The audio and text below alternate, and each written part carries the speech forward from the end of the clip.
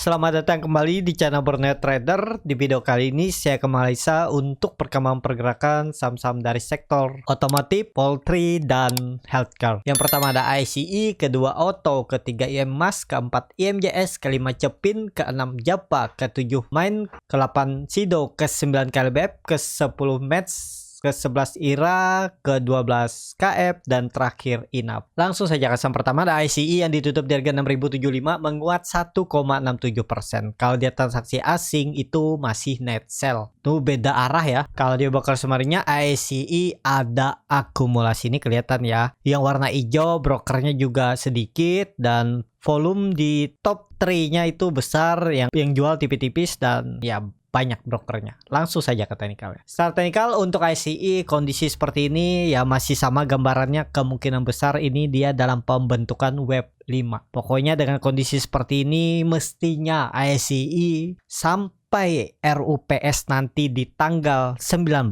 berarti pas cuti bersama ICE itu RUPST, dan di situ mungkin nanti akan ada pengumuman pembagian dividen senilai 525 kalau nggak salah ya. Dengan harga sekarang berarti potensi dividennya itu sekitar 8%-an untuk ICE kalau dihitung dari harga sekarang. Dan untuk ICE ini memang sinyalnya udah bagus. Kemarin dia membentuk candle hammer dan memang hari ini tuh harus dikonfirmasi candle hijau. Kalau dia candle merah kemarin itu ya gagal. Konsolidasi, susah dia naik. Jadi kondisi seperti ini mestinya hari ini tuh lanjut ke atas. Kita lihat aja ya kemana arahnya, atau resisten terdekat nih dulu di 76250. Jadi bisa naik sekitar mungkin 175 poin, ya mungkin 2,5% lagi ya sangat mungkin untuk ICE karena targetnya itu 6.600. Tapi kalau selama seminggu ini ya agak berat menurut saya kalau 10% naik ya sampai RUPS di tanggal 19 nanti. Mungkin kalau kondisi seperti ini sampai minggu depan itu ya ke 6.400 nih ada peluang lah. Terdekat dulu 6.200 ya, 6.200 sampai 6.300, ke situ dulu lah. 3,5% ya lumayan juga.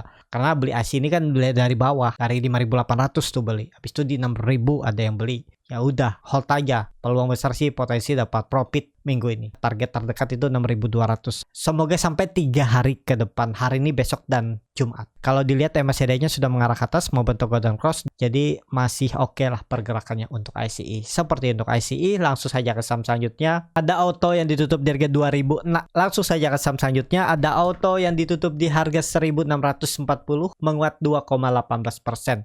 Kalau dia transaksi asing net buy. Kalau dia broker summary-nya Auto ada sedikit akumulasi. Langsung saja ke teknikalnya. Secara teknikal Auto juga cukup bagus. Ini ada peluang koreksi ABC-nya terjadi, dan kalau benar ya mestinya bulan April Auto nggak turun lagi dari 1.580, bahkan 1.500 itu pakai aja support 1.500 tuh harusnya dijaga oleh Auto. Dan dengan kondisi seperti ini bagus. Kalau nggak salah kemarin Auto ada RUPS nih ya, saya lihat dan baca itu 11 April malam kemarin itu dividennya akan dibayarkan 11 Mei 2023 senilai 517 miliar. Cuman berapa per lembar sahamnya? 40% dari laba bersih ya tahun lalu. Cuman di sini belum ada nih infonya berapa. Tapi ini belum tahu berapa per lembar saham ya. Nggak tertulis di sini. Teman-teman bagi yang tahu bisa tulis di kolom komentar. Jadi seperti itu, dengan kondisi seperti ini ya mestinya sih naik tanggal 11 Mei. Agak susah sih kalau naik lebih tinggi.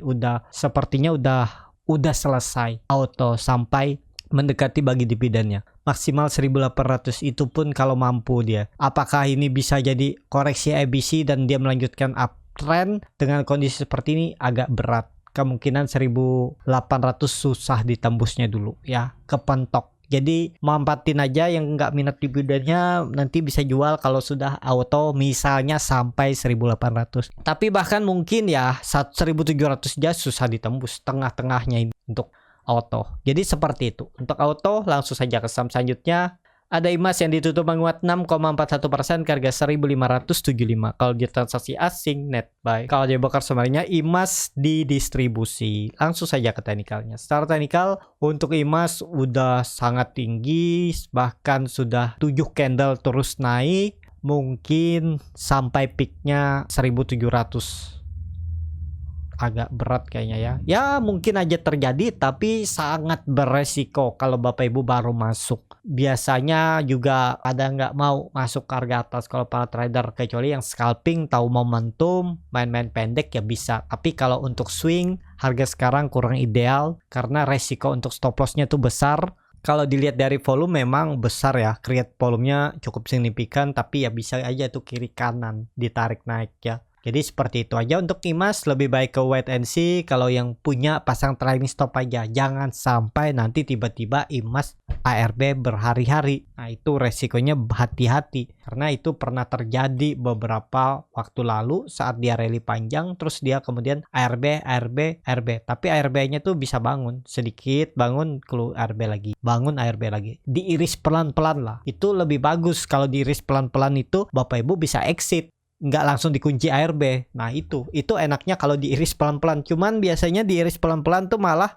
nggak rela cut loss, berharap naik. Ini kayaknya pelan-pelan turunnya, besoknya semoga bisa naik ya, kayak gitu kan. Kadang psikologis juga bermain itu, makanya harus punya trading plan, itu penting. Jadi seperti itu. Untuk IMAS langsung saja ke saham selanjutnya. Ada IMJS yang ditutup di harga 368 menguat 5,14%. Kalau dia transaksi asing net sell. Kalau di broker summary-nya IMJS ada sedikit akumulasi. Langsung saja ke teknikalnya. Secara teknikal IMJS masih sama gambaran saya nih, mungkin 400 itu pun maksimal kepentok, dan bahkan bisa jadi sampai 380 dan siap-siap koreksi lagi untuk IMJS ya.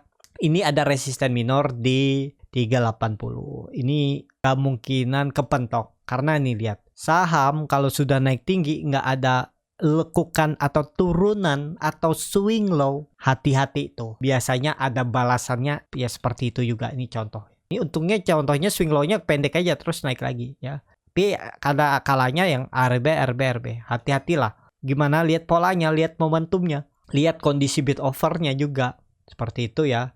Untuk IMJS kalau dia kepantok 380-nya mungkin akan koreksi dulu ke 340, 330 tuh menarik.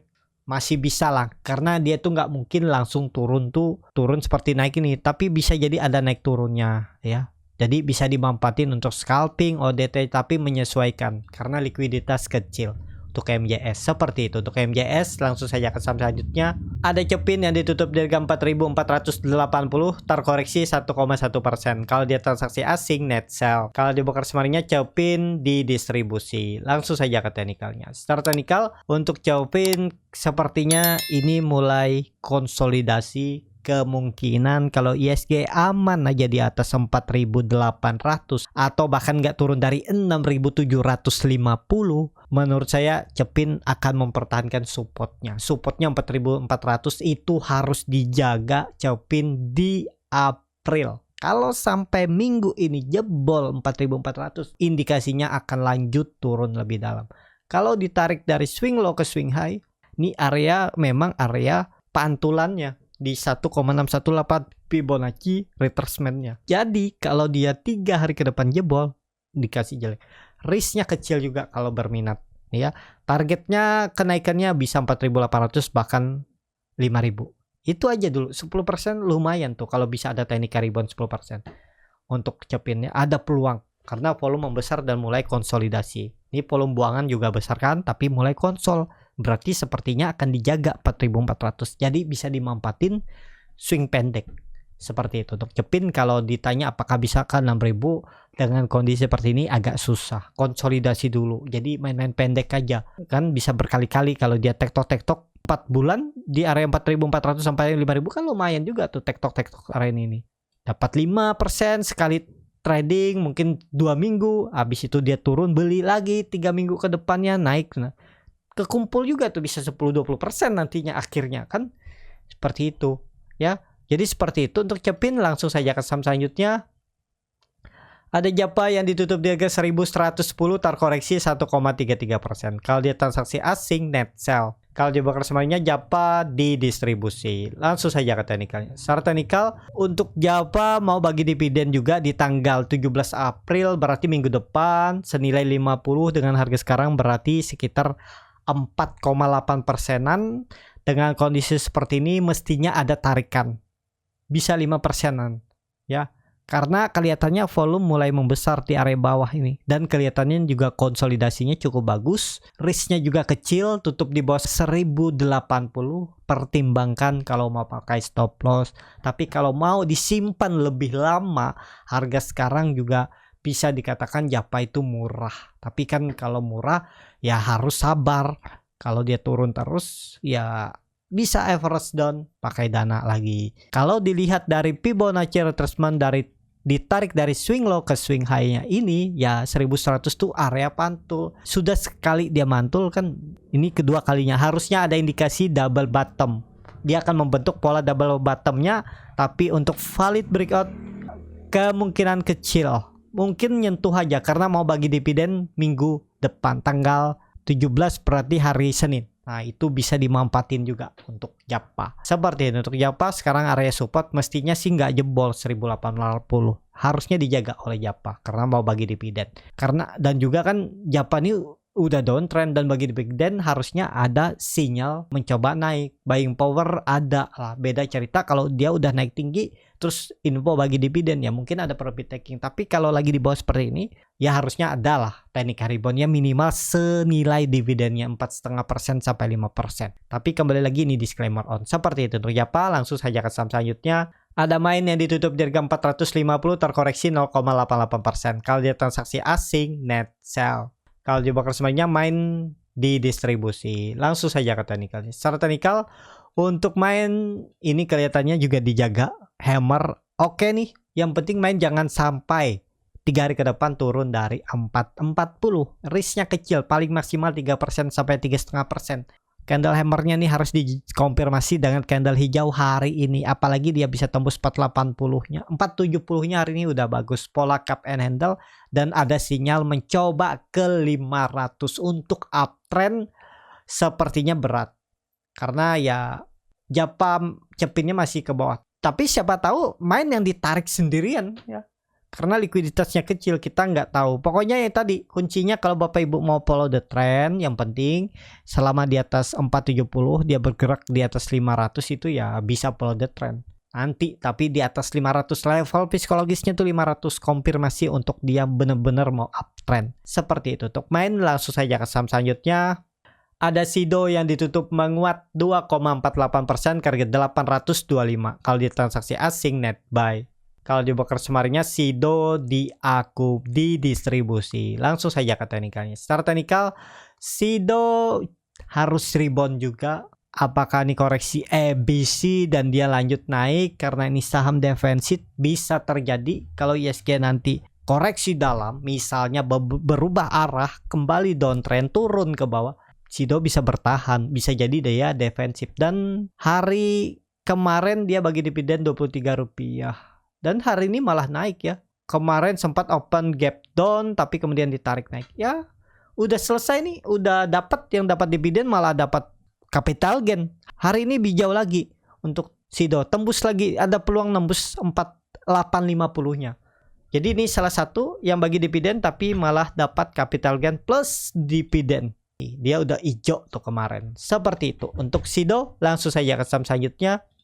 Ada KLBF yang ditutup di harga 2070 sama harga penutupan hari sebelumnya. Kalau di transaksi asing net sell. Kalau dia broker semarinya KLBF di distribusi. Langsung saja ke teknikalnya. Secara teknikal KLBF lagi konsolidasi dengan seperti ini. Ini saham defensif, yang penting udah tahu kan pergerakannya konsolidasi. Memang dia sudah membentuk lower high walaupun nggak membentuk lower low. Sama supportnya dijaga 2000. Bisa jadi ini pola descending triangle. Dan bisa jadi koreksi ABC. Kalau benar ini koreksi ABC, mestinya nggak turun dari C-nya ini 1990 atau 2000. Ini harus dijaga. Pokoknya April jangan sampai turun. Kalau hari ini lusa dan Jumat dia jebol tuh 2000, indikasinya udah jelek lah. Turun lebih dalam. Ini harus dijaga dan kemungkinan konsolidasi. Seperti itu untuk LGBF. Langsung saja ke saham selanjutnya. Ada match yang ditutup di harga 115, terkoreksi 3,36%. Kalau dia transaksi asing net sell. Kalau di broker semuanya match ada distribusi sedikit, tapi nggak masalah. Langsung saja ke teknikal. Secara teknikal match cukup bagus nih. Yang berminat match nih tinggal nunggu tembus 120 hari ini. Kalau tembus siap-siap bisa uptrend. Dan match nih biasa, dia arah bahkan naik tinggi biasa nih. Konfirmasinya memang 138, sangat berpeluang lah. Yang penting match hari ini, besok, dan Jumat nggak turun dari 110. Itu aja kuncinya. Kalau mau bagus memang hari ini nggak boleh koreksi, langsung hijau atau doji, atau ya langsung tembus 120, 125 tuh siap-siap uptrend. Dia mematahkan trend downtrendnya, ini bisa jadi polar Pauline West makin menyempit, dan kalau tembus 125 siap-siap uptrend. Ini bisa diperhatikan di sektor healthcare karena ya pergerakannya sangat volatil, bisa di scalping, ODT atau fast trade seperti itu. Match di swing boleh, nggak boleh juga swing, tapi ya itu harus stop loss di bawah. Kalau minat ya di bawah 110. Seperti itu untuk match. Langsung saja ke saham selanjutnya. Ada IRA yang ditutup di harga 840, terkoreksi 2,89%. Kalau dia transaksi asing, net sell. Kalau dia bukan semarinya, IRA hampir sama aja antara akumulasi dan distribusi. Langsung saja ke teknikalnya. Untuk IRA nggak perlu lah pakai 800, pakai ini aja support kuatnya 825. Kalau sampai tutup di bawah itu udah tinggalin aja. Ini udah di level psikologisnya, harusnya 1-2 hari ke depan rebound. 880 ditembus sinyal bagus lah ya. Atau janganlah pakai ini ya. 900, 880 900 ditembus, siap-siap bisa double bottom dan akan uptrend untuk IRA.